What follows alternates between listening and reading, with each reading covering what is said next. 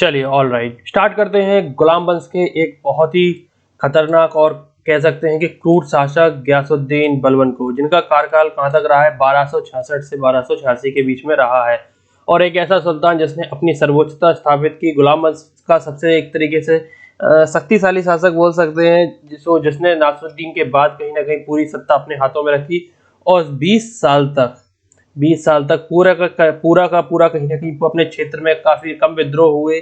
और पूरे के जितने भी विद्रोह हुए उनको बहुत ही क्रूर तरीके से, बहुत ही खतरनाक तरीके से उनको दबाया, और कहीं ना कहीं दबाने में भी जबरदस्त तरीके से सफलता प्राप्त की है। तो स्टार्ट करेंगे भारत के एक बहुत ही महत्वपूर्ण और खास शासक गयासुद्दीन बलबन के बारे में। और इसने कहीं ना कहीं बाजार पर काफी कंट्रोल रखा, पूरे के पूरे शासन व्यवस्था पर कंट्रोल रखा।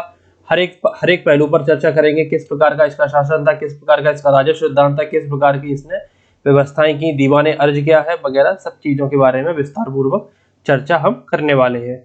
लेकिन उससे पहले अभी तक चैनल को सब्सक्राइब नहीं किया, चैनल को जरूर सब्सक्राइब कर लें, साथ ही नोटिफिकेशन बेल को दबाना ना भूलें, और वीडियो को लाइक करना भी बिल्कुल भी ना भूलें। चलिए स्टार्ट करते हैं। तो कहीं ना कहीं जो बलबनी साम्राज्य है, कहीं ना कहीं जो गुलाम वंश में ही एक आता था, बलबनी साम्राज्य आता था, छोटा सा कहीं ना कहीं इसकी स्थापना किसके द्वारा की गई? इसकी स्थापना बलबन के द्वारा की गई। हालांकि ये गुलाम ही था, स्लेव डायनेस्टी था, क्योंकि ये भी किसका गुलाम था? ये इल्तुतमिश का गुलाम था, इसलिए कहीं ना कहीं इसको भी गुलाम वंश में ही रखते हैं। लेकिन इसको कहीं ना कहीं एक अलग से शासन व्यवस्था कह देते हैं, क्योंकि लगभग इसके द्वारा कहीं ना कहीं 24 साल तक शासन किया गया, तो बलबनी साम्राज्य भी इसको कह दिया जाता है। लेकिन ये भी एक गुलाम वंशी, अगर गुलाम वंश का पीरियड आए तो गुलाम वंश के पीरियड में ही इसको भी शामिल किया जाता है। तो बलबनी साम्राज्य की जो स्थापना हुई थी वो कहीं ना कहीं गयासुद्दीन बलबन के द्वारा की गई थी। और इस वंश का जो अंतिम शासक था वो शमसुद्दीन की उम्र था, छोटा सा बच्चा था 5-6 साल का। इसकी हत्या करके जलालुद्दीन फिरोज खिलजी ने कहीं ना कहीं खिलजी वंश की स्थापना 1290 में की थी। चलिए आज स्टार्ट करते हैं गयासुद्दीन बलबन के बारे में। तो इल्वरी जाति का ये भी था, और इसने एक बलबन साम्राज्य की, बलबन ने एक नए राजवंश की स्थापना की थी। और ये कौन था? ये इल्तुतमिश का एक गुलाम था। जैसे इल्तुतमिश ने कब खरीदा था? 1232-33 में, जब उसने ग्वालियर को जीता था।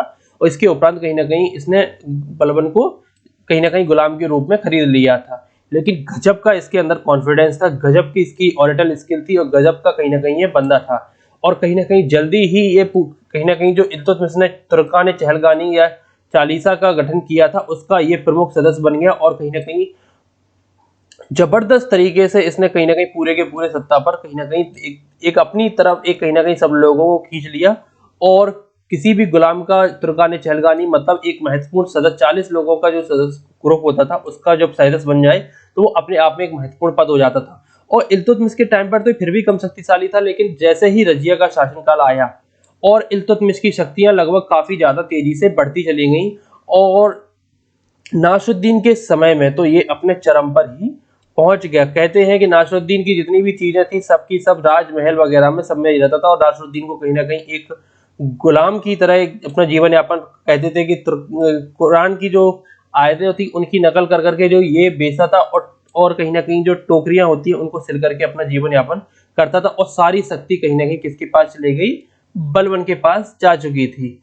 और 1266 में जब नासरुद्दीन की मृत्यु हो गई तो कहीं ना कहीं अमीर सरदारों के ही सहयोग से, अब देख रहे हो, जिसने जिसने कहीं ना कहीं आगे जाकर के ये कहीं ना कहीं उनके लिए ही काल बन जाएगा। कौन बन जाएगा? बलबन कहीं ना कहीं उनके लिए ही, अमीर सरदारों के लिए ही एक काल बन जाएगा। और लेकिन 1266 में जैसे ही नासरुद्दीन की मृत्यु हुई, बलबन को कहीं ना कहीं दिल्ली की गद्दी पर बिठाल दिया गया। और इस प्रकार कहीं ना कहीं इल्वरी जाति का ये कहीं ना कहीं दूसरा शासक भी देखने को मिलता है।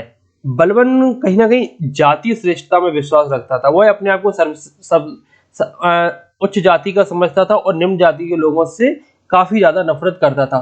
और कहीं ना कहीं इसने जो अपना जो रिश्ता है अर्थात संबंध है वो कहीं ना कहीं फिरदौसी का जो शाहनामे में उल्लेखित तुरानी शासक के वंश अफरासियाब से कहीं ना कहीं जोड़ा। अब ये हकीकत है कि फसाना है, ये तो उस टाइम के शासक ही, लेकिन कहते हैं कि ये एक बिल्कुल झूठा प्रोपेगेंडा था कि अफरासियाब से इसका कोई संबंध नहीं था। लेकिन अब राजा ने अपना संबंध इससे जोड़ने की कोशिश कर ली। और कहीं ना कहीं ये ईरानी परंपरा से भी जबरदस्त प्रभावित था, और वहां पर भी कहीं ना कहीं जाति श्रेष्ठता का काफी ज्यादा देखा जाता है। और कुलीन वंश के लोगों के लिए तो बलबन ने कहता था कि जब भी मैं किसी तुच्छ परिवार के वाले व्यक्ति को देखता हूं तो मेरे शरीर की प्रत्येक नाड़ी क्या हो जाती है। तो इसी कोट से कहीं ना कहीं आप अंदाजा लगा सकते हैं कि कितना कहीं ज्यादा इसके अंदर जो रॉयल ब्लड के प्रति कहीं ना ज़्यादा अट्रैक्शन देखने को मिलता है। और बलबन कहीं ना कहीं शरिया का भी जबरदस्त समर्थक देखने को मिलता है। दिन में 5 बार नमाज पढ़ता था और राजा बनने के बाद तो इसने भोग और विलास का जीवन ही त्याग दिया था। आप इसका मतलब ये कहीं ना कहीं पूरी तरीके से जो भोग विलास होता था पूरे तरीके से जीवन त्याग दिया। 5 बार नमाज पढ़ना और कहीं ना कहीं पूरी की पूरी जो भवन होता था, राजभवन होता था, उसमें पूरी तरीके से शांति, ना राजभवन में हंसना, ना बोल ज्यादा बातचीत करना, ना ज्यादा ज्यादा किसी प्रकार का डांस वगैरह, ये सब कहीं तरीके सब के सब किसी तरीके से प्रतिबंधित कर दिया गया था। और राज व्यवस्था थी पूरी तरीके से सुचारू रूप से चल रही थी। और बलबन के शासन के बारे में देखते हैं। तो बलबन ने आते ही क्या किया, जो इल्तुतमिश ने कहीं ना कहीं 40 सरदारों का तुर्कानी चहलगानी, क्योंकि इसको लगा कि ये तुर्कानी चहलगानी के जो सदस्य हैं वो कहीं ना कहीं राजा के कामों में काफी इंटरफेयर करते हैं। जो तुर्कानी चहलगानी के जो सरदार होते थे वो राजा के कामों में काफी ज्यादा दखल करते थे, क्योंकि काफी शक्तिशाली होते थे। तो इसने इस जो ग्रुप था इसको ही खत्म कर दिया और कहीं ना कहीं इसको तुर्क जो अमीर थे उनको काफी ज्यादा शक्तिशाली होने से रोक दिया। एक तरीके से पूरी तरीके से इसने रोक दिया गया इसके द्वारा। इसने शासन काल में रक्त एवं लौह की नीति अपनाई। ये जबरदस्त नीति थी। कहीं ना कहीं अगर कोई शासन काल में इसके शासन में इसके जो विद्रोह करता था इसके खिलाफ कोई भी राजा, तो ये क्या करता था, रक्त एवं लौह की नीति अपनाता था। रक्त एवं लौह की नीति क्या होती है, क्रूअल होती थी। और इसका जो सर्वश्रेष्ठ उदाहरण आप लोगों को देखने को मिलता है तो वो कहाँ मिलता है, बंगाल का जो लखनौती बाजार है इसमें सबसे ज्यादा इसका जबरदस्त उदाहरण देखने को मिलता था। जो यहाँ का शासक था तुगरेल खां यहाँ का शासक था। और हुआ क्या था, इसके द्वारा कहीं ना कहीं बंगाल में विद्रोह कर दिया गया। टैक्स देना कहीं ना कहीं दिल्ली को बंद कर दिया गया।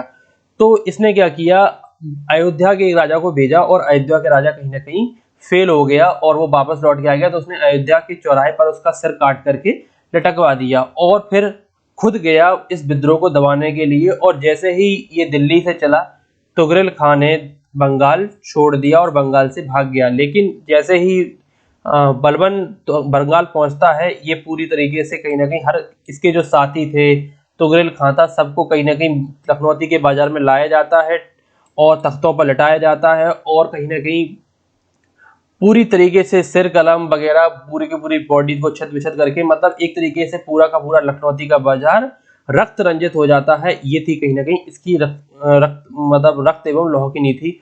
और इसके बाद बंगाल का प्रशासन किसको सौंप दिया गया, बंगाल का प्रशासन इसने अपने पुत्र बुगरा खां को सौंप दिया और वापस दिल्ली चला गया। और बुगरा खां कहीं ना कहीं एक अजीब से दबाव में यहाँ पर जबरदस्त भोगविलास में रहने लगा। और इतना भोगविलास में रहने लगा कि जब कहीं ना कहीं बलबन की मृत्यु हुई 1286 में, तो ये वापस दिल्ली नहीं आया। कहते हैं इसके मन में अपने पिता के प्रति इतना डर व्याप्त हो गया था कि ये वापस दिल्ली आने में कहीं ना कहीं डर रहा था कि कहीं ना कहीं पिता ने कोई मेरे खिलाफ साजिश तो नहीं रच रखी है।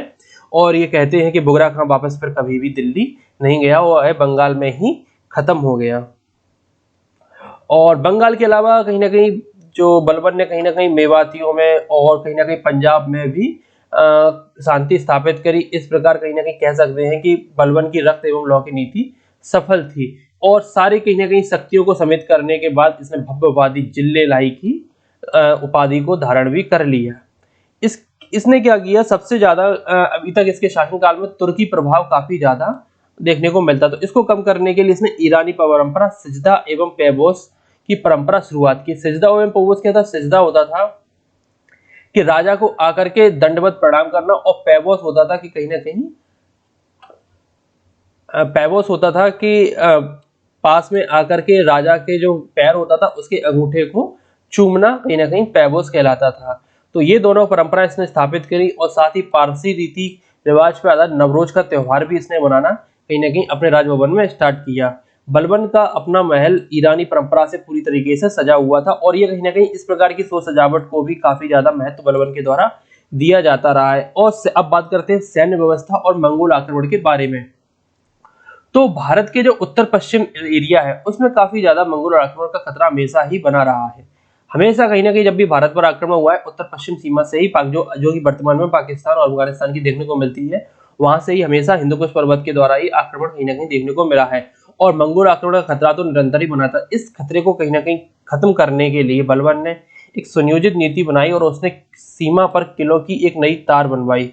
एक जबरदस्त तरीके से किलों का निर्माण किया गया और प्रत्येक किले पर एक बड़ी सेना रखी गई कि जिससे और कहीं ना कहीं इसको दीवाने अर्ज दीवाने अर्ज को क्या कहा जाता, सैन्य व्यवस्था कहा जाता। तो इसे दीवाने अर्ज का गठन किया और कहीं ना कहीं और इसे वजीर से मुक्त रखा। वजीर क्या होता था, जो कि पूरी तरीके से कहीं ना कहीं जो पैसों का हिसाब किताब रखते उसको वजीर बोलते थे, प्रधानमंत्री बोल सकते। इसको नियंत्रण से मुक्त रखा जिससे कि सैन्य विभाग को कहीं ना कहीं पैसों की कमी ना हो और इसके लिए कहीं ना कहीं इंडिपेंडेंट बॉडी गठित की गई दीवाने अर्ज, और इसको डायरेक्ट फंड और जो सेना वगैरह को फंड किया करती थी वो दीवाने अर्ज के द्वारा करवा दिया गया और इसका कंट्रोल सीधे के सीधे राजा के हाथ में आ गया।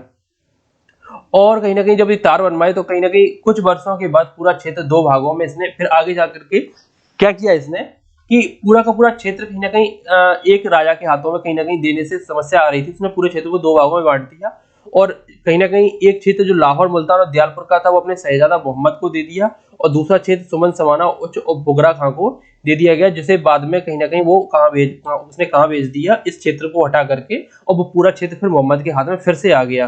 लेकिन बुगरा खां को कहाँ भेज दिया था, बुगरा खां को बंगाल भेज दिया था। अब आगे बात करते हैं बलबन ने बलबन की जो इस प्रकार की जो सेना थी, जो जिसे जबरदस्त सेना कहा जाता था, तो इसका पूरा का जो श्रेय है वो कहीं ना कहीं इमादुल मुल्क को दिया जा सकता है। बलबन ने अपनी सेना को कहीं ना कहीं नगद वेतन, जो आगे जाकर के अलाउद्दीन खिलजी भी इस पर पूरी तरीके से काम करेंगे, तो अपनी जो पूरी जबरदस्त सेना थी उसको पूरा का पूरा नगद वेतन देना स्टार्ट कर दिया। बलबन ने राज्य की जो जानकारी रखने के लिए गुप्तचर विभाग की स्थापना की और क्या जबरदस्त विभाग था। राज्य में कोई भी अगर व्यक्ति कोई भी बात राजा के खिलाफ करता तो इसकी जानकारी कहीं ना कहीं बलबन के पास थी और इसी गुप्तचर व्यवस्था को अलाउद्दीन खिलजी कहते हैं कि बलबन जो न कर सका वो अलाउद्दीन खिलजी ने भी कर दिया। और कहीं ना कहीं इसको जब कहीं ना कहीं राज व्यवस्था मिली थी तो काफी ज्यादा बैंकरप्सी थी और कहीं ना कहीं पूरी की पूरी जो बैंकरप्ट व्यवस्था थी तो बलबन के द्वारा पूरी तरीके से सुनियोजित किया गया, जिसको आगे जाकर के अलाउद्दीन खिलजी ने भी जबरदस्त तरीके से, क्योंकि जलालुद्दीन फिरोज खिलजी ने कहीं ना कहीं पूरी व्यवस्था को ध्वस्त कर दिया था, जिससे आगे जाकर के अलाउद्दीन खिलजी ने जबरदस्त रूप से उसको आगे बढ़ाया। तो अब बात करते हैं जो बलबन का जो राजत्व सिद्धांत था। तो बलबन दिल्ली सल्तनत का पहला सुल्तान था जिसने अपने राजत्व का सिद्धांत का विस्तार पूर्वक वर्णन किया है। उसके अनुसार क्या था कि राजा को राजवंश से संबंधित ही होना चाहिए, हालांकि स्वयं गुलाम था। राजत्व को कहीं ना कहीं दैवी संस्था माना था, जो पूरा का पूरा जो राजत्व था उसको दैवी संस्था मानते। तो बलबन ने कहा कि राजा पृथ्वी पर ईश्वर का प्रतिनिधि होता है, अतः उसका स्थान केवल पैगंबर के बाद आता है। मतलब इसने अपने आप को सिर्फ पैगंबर से नीचे और आम इंसानों से बहुत ज्यादा ऊपर माना। ऐसी स्थिति में उसके द्वारा कोई भी कार्य हमेशा न्याय संगत ही होता है। क्या होता है? न्याय संगत होता है। सुल्तान का पद निरंकुश था, मतलब अपने आप को निरंकुश मानता था और उलेमाओं का सम्मान तो करता था, लेकिन उलेमाओं की ज्यादा बात ये नहीं माना करता था।